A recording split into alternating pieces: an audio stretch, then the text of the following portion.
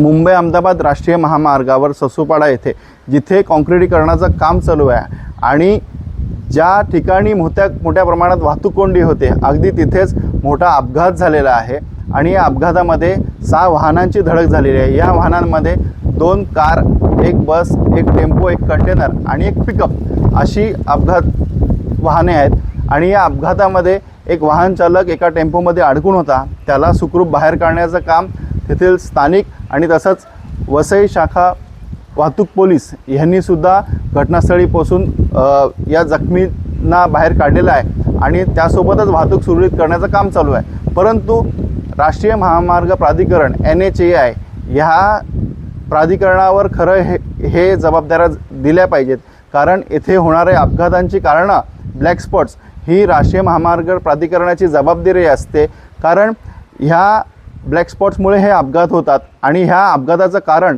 अनेक असू शकतात, परंतु प्रामुख्याने असू शकतं की येथील असलेले अपूर्ण सर्व्हिस रोड।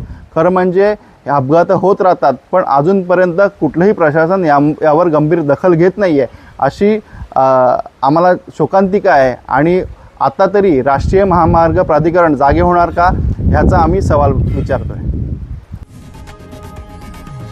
लोकशाही मराठी ऐका, पहा, जागरूक रहा।